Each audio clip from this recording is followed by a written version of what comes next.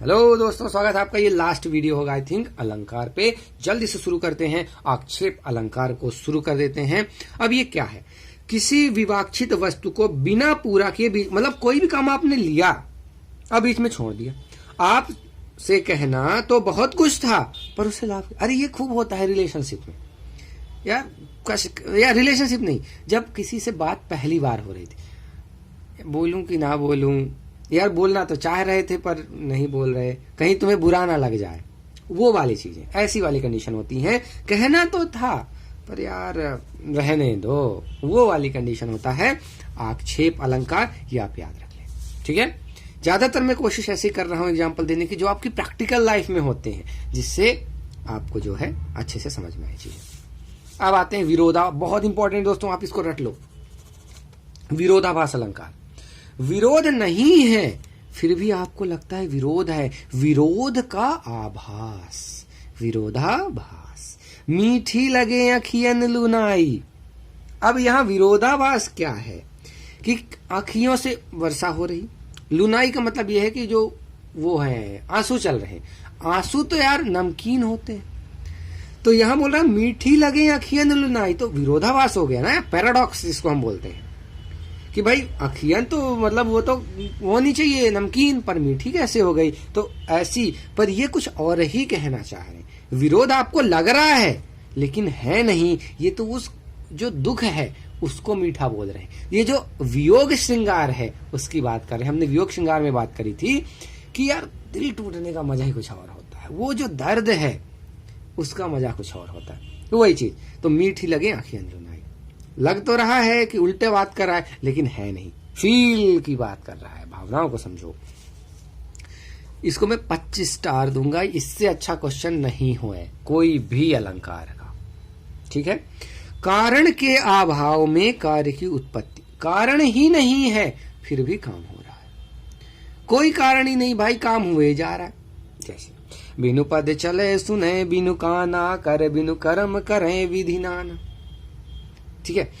अब पैर नहीं है फिर भी चले जा रहा है, कान नहीं है सुने जा रहा है, कर बिनु कर्म, हाथ नहीं है काम किया जा रहा है। अब बताओ, तो कारण नहीं है कुछ, मतलब कुछ है नहीं करने का फिर भी काम हो रहा है, वहां होता है विभावना अलंकार। यह मन की सोच हो सकती है और कुछ नहीं, ठीक है। चलिए, तो आपसे आप इन चीजों पे आप ये ध्यान दें, इनसे उल्टा क्वेश्चन आ सकता है। विरोध ना होने पे भी विरोध का आभास हो तो कौन सा अलंकार होता है? कारण के अभाव में कार्य की उत्पत्ति का वर्णन हो तो क्या होता है? या किसी विवाक्षित वस्तु को बिना पूरा किए बीच में छोड़ दिया जाए तो कौन सा अलंकार होता है? तो मैं अगर यहां क्वेश्चन बनाऊं तो क्या बनाऊंगा? बहुत शानदार। अब देखिए, राम क्या करता है, सीता से बात करना चाह रहा, चलो राम सीता नहीं लेते हैं, राम जो है, धीरज जो है, कोई नाम ले लो यार, कोई नाम ले लो, गीता से बात करना चाह रहा है, ठीक है। अब दोनों बात करते हैं और वहां पे बोलता है राम, यार तुमसे एक बात कहनी थी पर डर लग रहा है, बोलूं क्या मैं बात बोलूं? अब उसमें कौन सा अलंकार है आपको ये बताना है।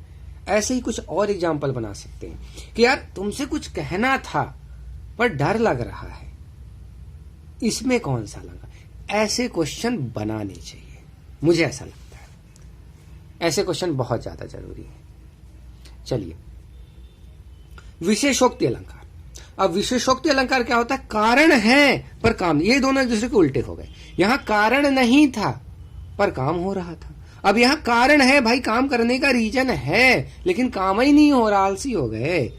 नैनों से सदैव जल की वर्षा होती रहती है तब भी प्यास नहीं बुझती, दिन भर मतलब रो रहे हैं पर प्यास नहीं बुझ रही। प्यास वो कौन सी है?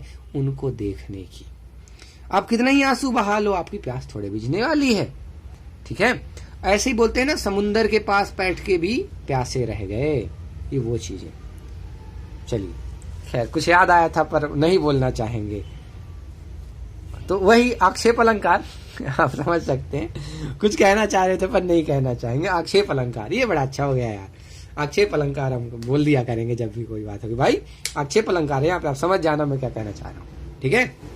तो आप फील करो, कोई भी अलंकार पढ़ो आप फील करो, प्रैक्टिकल लाइफ में फील करो, आपको कभी नहीं भूलेगा और आपको एग्जाम में भी बनेगा। चलिए अब आ जाते हैं दोस्तों असंगति अलंकार। अब असंगति का क्या मतलब होता है? जहां संगति नहीं हो, अलग अलग चीजों का मिलान हो रहा हो, तो कारण एवं कार्य में संगति ही नहीं है। कारण कुछ और है, कार्य कुछ और है, दोनों में कोई मेल ही नहीं है। तो कारण कहीं और जा रहा, कार्य कहीं और हो रहा है। ये एग्जाम्पल आप बड़े ध्यान से सुनना। दृग उर्झत टूटत कुटुंब, कहना क्या चाह रहा? आंखें लड़ती हैं और घर टूटते हैं। देखिए यहाँ पे थोड़ा इंटरकास्ट पे मैं आना चाहूंगा, आप थोड़ा अन्यथा ना लें। मान लीजिए अपने यहाँ नहीं होती इंटरकास्ट मैरिज, आपको पता है, दूसरी जाति में विवाह नहीं होते। अब आपके दृग उर्झत, नैन तो लड़ गए, अब क्या करोगे? नैन लड़े लेकिन टूट क्या रहा? कुटुंब, यानी आपका घर टूटेगा। अब आप अगर करने जाओगे तो दोनों के घर वाले आपको भगा देंगे घर से, सीधी बात है, पक्की बात है, कोई नहीं रोक सकता इस चीज से, भगा दिया जाएगा आपको घर से। तो लड़ कौन रहे? नैन। उलझ कौन रहे? नैन। और टूट क्या रहा है? तो कारण कुछ और है भाई। जब नैन लड़ रहे हैं तो नैन को टूटने दो, घर क्यों टूट रहा है? तो कार्य कहीं और हो रहा है, वहां कंडीशन पे असंगति अलंकार होता है। आई थिंक आपको बहुत अच्छे से समझ में आया होगा, इसीलिए मैंने एग्जाम्पल लिया था। ठीक है, अगर कोई अन्यथा ना ले आप चीज। चलिए अब आती है बात विषम अलंकार। तो दो बेमेल पदार्थों में संबंध बनाना, मतलब अब कि कोई मेल ही नहीं, फिर भी आप अगर संबंध बताओ तो वहां पे कौन सा अलंकार होगा दोस्तों? विषम अलंकार। को कही सके बड़ेन की, लखे बड़ी ही भूल, दीने दई गुलाब की, इन डारन के फूल। ठीक है, आई थिंक आप समझ सकते हो। कहने का मतलब ये है कि मतलब दो बेमेल वस्तुएं क्या है? क्या है यहाँ पे दो मेल वस्तुएं? को कही सके बड़न की, लखे बड़ी हु भूल, मतलब भूल बड़ी आराम से वो समझ जा जाते हैं बड़े लोग। दीने दई गुलाब की, इन डारन के फूल। ठीक है, तो कहा ये कहना ये चाह रहे हैं कि एक तो गुलाब की कटीली डार है और कहाँ ऐसे सुकुमार फूल, मतलब इन दोनों में मतलब जम नहीं रही बात। ठीक है, तो जो बड़े हैं वो बड़े आराम से भूल को लख जाते मतलब समझ जाते हैं। वही मतलब वही चीज। तो दीने दई गुलाब की, इन डारन के फूल, यानी कि इनके बीच असंगति है कि इतने सुंदर, इतने सुकुमार गुलाब के फूल उन कांटों वाली जगह पे कैसे? कोई मेल नहीं ना। ठीक है ना, समझ सकते हैं आप, समझ सकते हैं आप, बड़े आराम से समझ सकते हैं, कोई ज्यादा है नहीं। अब आ जाते हैं दोस्तों कारणमाला अलंकार पे। एक का दूसरा कारण, ये अच्छा है, क्वेश्चन अच्छा है, वैसे बहुत ज्यादा इंपॉर्टेंट नहीं है पर बहुत आसान है इसलिए कर लेते हैं। एक का दूसरा कारण, दूसरे का तीसरा कारण, ऐसे आगे चलते जाओ, कारण बताते जाओ एक एक एक एक। हो तो लोभ ते मोह, लोभ से मोह होता है, मोह ते उपजे गर्भ, मोह से गर्भ होता है, गर्भ बढ़ावे कोह, और कोह कलह। मतलब आप देखिए पूरी कहानी कह गए क्या? सॉरी, लोभ से मोह होता है, मोह से गर्व होता है, गर्व से क्रोध आता है, क्रोध से कलह होता है, और कलह से व्यथा होती है। ठीक है, आप समझ रहे हैं? एक और आप याद करें कि हमने कंपैरिजन किया था, एक से दूसरा, दूसरे से तीसरा, लेकिन दूसरे से तीसरा नहीं था, उसमें हमने ये बोला था किसी अलंकार, आप याद करें, आप रिवाइज करें उसको, वो कौन सा अलंकार है जहां हम बोल रहे थे एक के बिना दूसरा नहीं होता या दूसरे के बिना तीसरा नहीं होता, ऐसा वाली चीजें। एक और किए थे, एक से दूसरा, फिर किसी और से दूसरा, वो कौन से अलंकार? तो इनको जब आप बार बार रिवाइज करोगे तब आपके माइंड में आएगा, अदरवाइज आप कंफ्यूज हो जाओगे। ठीक है, तो यहाँ पे क्या है, एक से दूसरा, दूसरे तीसरा, दूसरे से तीसरा, और ऐसे ऐसे करके पूरी एक चेन बन जाती है। तो लोभ से फाइनली एंड में क्या हुई? व्यथा। और ये कटु सत्य है, ये सत्य है 100%। अगर लोभ हुआ है तो एंड में व्यथा होनी है। हो सकता है इस पूरे स्टेप में आपको कई साल लग जाएं, कुछ दिन लग जाएं, या जो भी हो जाए, पर होना तो है। लोभ है तो व्यथा होगी। इसीलिए बुद्ध जी बोलते हैं क्या? इच्छा ही मत रखो, अब यही होगा खत्म तो यहां कुछ होगा ही। इच्छा खत्म तो सारी टेंशन ही खत्म। चलिए आगे चलते हैं। 32 एकदम शिक्षा खत्म मत कर लेना यार, थोड़ी बहुत होनी चाहिए, नहीं तो मजा नहीं रह जाएगा। यथा संख्य या फिर क्रम अलंकार।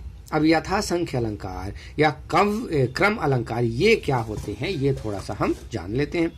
तो कुछ पदार्थों का उल्लेख करके उसी सिलसिले से उनसे संबंध अन्य पदार्थों के गुणों का वर्णन करना।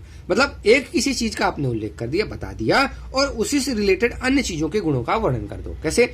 मणिमानिक मुकता छवि, देखिए मणिमानिक मुकता छवि जैसी अहिगिहि गर सिर सोह न तैसी।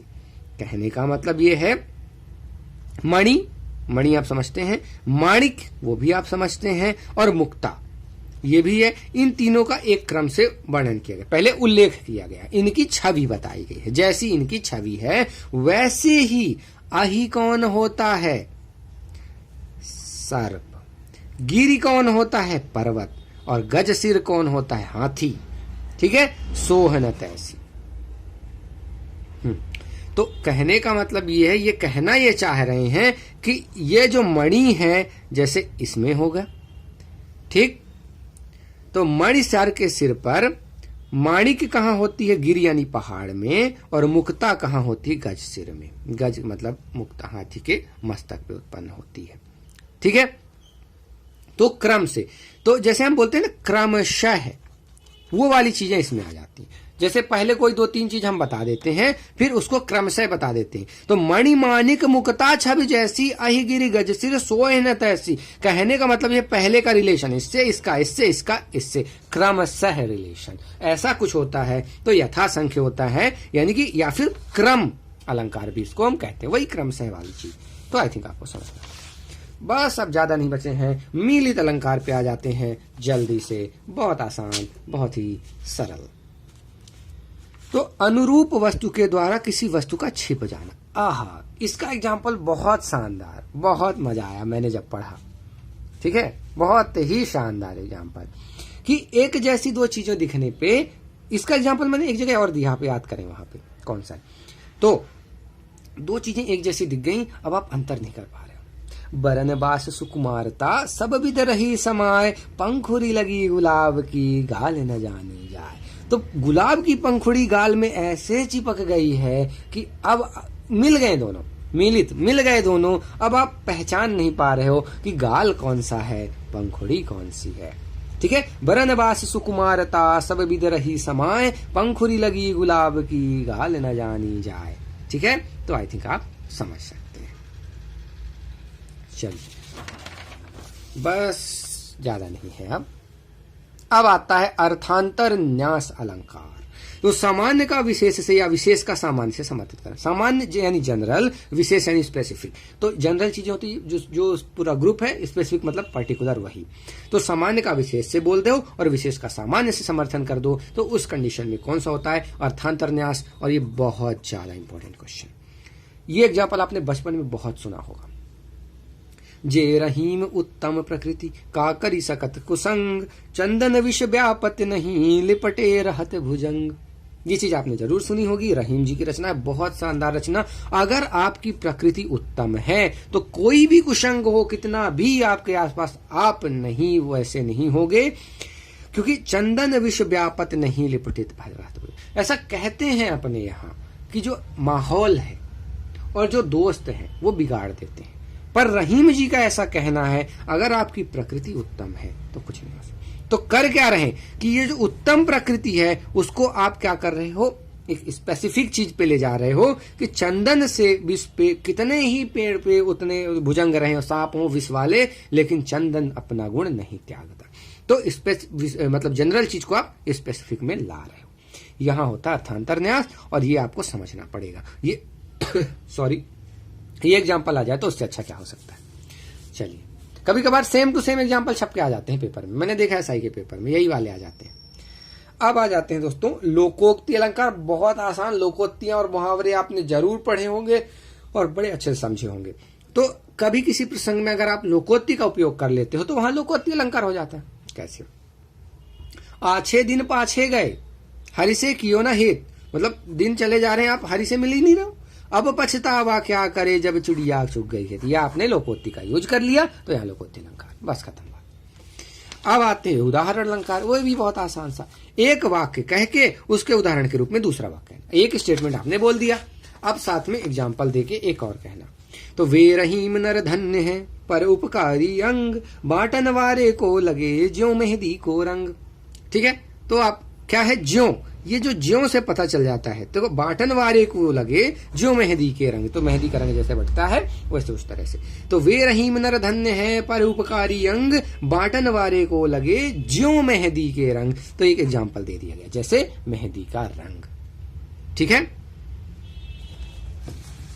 एक वो एग्जाम्पल भी यहां चल जाएगा, रसरी आवत जात ते सिल पर होत निशान। वो पूरा नहीं याद आ रहा मुझे। करत करत अभ्यास के, करत करत अभ्यास के जड़मती होत सुजान। तो जड़, एक मिनट, जड़मती ये वर्ड शायद आपने नहीं समझा होगा, लेकिन अगर संविदा ये सॉरी अब ये वाली तैयारी कर ली महिला परिवेशक की, तो जरूर समझेंगे। जड़ बुद्धि कौन होता है? जिसका IQ 20 से कम होता है। तो अब देखिए, करत करत अभ्यास ते जड़मती होत सुजान। जड़मत यानी जिसका IQ 20 से कम है, वो सुजान यानी कि बहुत ज्यादा नॉलेजेबल या बहुत ज्यादा मतलब समझने वाला बंदा, यानी कि IQ मान लो 140 से ज्यादा, ऐसा समझो आप। जड़मती होत सुजान रसरी, अब एग्जाम्पल दे रहे हैं, रसरी आवत जात ते सिल पर होत निशान। तो जैसे रस्सी के आते जाते पत्थर, इतने कठोर पत्थर पे भी निशान हो जाता है। तो वही एक एग्जाम्पल दे दिया, वो उदाहरण अलंकार में आ जाएगा। ठीक है, अब आते हैं दोस्तों लास्ट में, ये बहुत मजेदार हैं, आधुनिक अलंकार हैं, जो अभी के कुछ जो हैं रचयिता, उन लोगों ने इनका यूज करना शुरू कर दिया। उसमें है एक मानवीकरण अलंकार। अब क्या करते हैं ये लोग कि जो अमानव चीजें जैसे प्रकृति हो गया, पशु पक्षी हो गया, निर्जीव पदार्थ हो गया, इनका मानवीय गुणों से ये तुलना कर देते हैं। ठीक है, इनमें मानवीय गुण डाल देते हैं, यानी कि जो अमानवीय है, मानवीय का मतलब अमानवीय मतलब पशु पक्षी हो गए, मानव जो नहीं है, प्रकृति हो गई, इनमें मानव के गुण डाल देना। जैसे ये प्रसाद जी का बड़ा इस पे रोल है, जयशंकर प्रसाद जी का। जगी वनस्पतियां लसाई, मुख धोती शीतल जल से। अब क्या आपको लगता है वनस्पतियां जगेंगी और मुख धोएंगी शीतल जल से? लेकिन धो तो रही है, कैसे? ओस की बूंदें पड़ती, ओस की बूंदें पड़ती है तो उनका चेहरा धुल जाता है। तो ये वही कह रहे हैं कि जगी वनस्पतियां अलसाई, मुख धोती शीतल जल से। ठीक है, आई थिंक आप समझ पा रहे हैं। जल्दी से करते हैं, मेमोरी हमारी खत्म होने वाली है यार, जल्दी। तो ध्वन्यर्थ व्यंजना अलंकार। अब ये क्या होता है? तो ध्वन्यर्थ व्यंजन अलंकार क्या होता है? तो ऐसे शब्दों का प्रयोग जिनसे वर्णित वस्तु प्रसंग का ध्वनि चित्र अंक, मतलब ऐसे शब्द आप यूज करो कि जिनसे जो है आप सामने वाले के सामने एक पिक्चर सी चलने लगे। कैसे? चरर मरर चरर मरर चू चरर मरर जा रही। अब जब इतना आपने पढ़ा, आपके अंदर भैंसा गाड़ी का चित्र जरूर आ जाएगा। तो जब ऐसा कुछ चरर मरर चू चरर चरर मरर जब इतना आप बोलोगे, आपके अंदर भैंसा गाड़ी का चित्र जरूर आ जाएगा। वो कंडीशन है ध्वन्यर्थ व्यंजन अलंकार की, यानी कि ऐसे शब्दों का प्रयोग करो कि जो वर्णन किया जा रहा है उसका ध्वनि चित्र आपके सामने आ जाए। ठीक है, कभी आपने भैंसा गाड़ी जरूर देखी तो वो चित्र आपके सामने आ जाएगा। चलिए, लास्ट है अलंकार में और आई थिंक हिंदी में आज ये लास्ट वीडियो है, विशेषण विपर्यय अलंकार। क्या है? विशेषण का स्थान बदल देना। अब इस विशेषण को अलग जगह पे यूज कर देना। जैसे इस करुणा कलित हृदय में अब विकल रागिनी बजती। अब जो रागिनी के साथ विशेषण जो है लगाया गया है, तो विकल कौन है? क्या रागिनी विकल हो रही है? नहीं, विकल कौन हो रहा है? कवि का हृदय। तो ये विकल हृदय हो रहा है, लेकिन बोल किसको रहा है? ऐसा, इस करुणा कलित हृदय में अब विकल रागिनी बजती। तो विकल रागिनी जो बज रही है, तो विकल कौन हो रहा है? हृदय। तो कुछ ऐसा मतलब उसको लिखा गया है कि उल्टा हमको लगता है, लेकिन होता कुछ और ही है। ऐसी कोई कंडीशन होती है तो वहां पे विशेषण विपर्यय यानी विशेषण का स्थान बदल देने वाला अलंकार होता है। इस तरह से दोस्तों आज हिंदी होती है कंप्लीट। मुझे उम्मीद है आपको अच्छे से पसंद आया होगा। आप एसआई दे रहे हो, आप संविदा दे रहे हो, आप कोई भी एग्जाम दे रहे हो, व्यापम का एक पार्ट जरूर हिंदी का रहता है।